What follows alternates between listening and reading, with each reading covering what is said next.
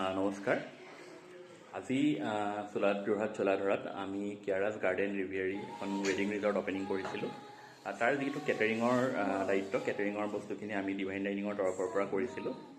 তাত আমি যিখিনি পাৰোঁ আমাৰ ফালৰ পৰা আয়োজন কৰিছিলোঁ। আৰু তাত যিজন আমাৰ বিশিষ্ট অতিথি, জনপ্ৰিয় অভিনেতা, আমাৰ সকলোৰে মৰমৰ ৰবি শৰ্মা দা উপস্থিত আছিলে। আৰু তেখেতে বৰ্তমান বৌৰ সৈতে আহাৰ গ্ৰহণ কৰি আছে। আমাৰ মৰমৰ হৃষিকেশ দাও আমাৰ লগত আছে। মই জাষ্ট তেওঁলোকৰ পৰা এটা ফিডবেক ল'ব বিচাৰিছোঁ আমাৰ খানাটোৰ বিষয়ে, আমি কেনেকুৱা ছাৰ্ভিচ দিলোঁ, খানাৰ কোৱালিটিটোৰ বিষয়ে।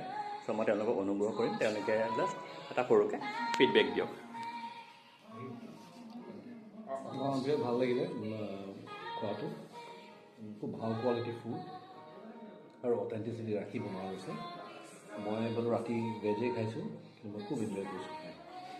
Good job. Thank you very much. বৌ কিবা এটা ক'ব কালিৰ আৰু আজিৰ খানাটোৰ ভাল পাইছে?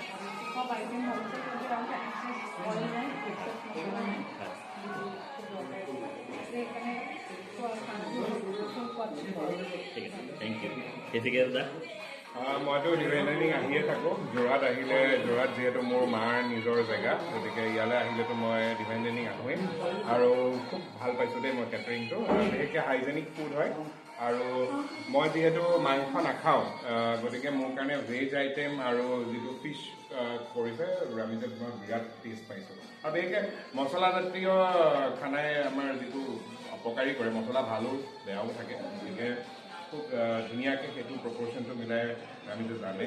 গতিকে খাবলৈ ভাল লগাই নহয়, সেইটো পেটৰ কাৰণেও শৰীৰৰ কাৰণেও উপকাৰী হ'ব লাগিব, সেইটোৱে মই খাবলৈ পাইছোঁ। ধন্যবাদ।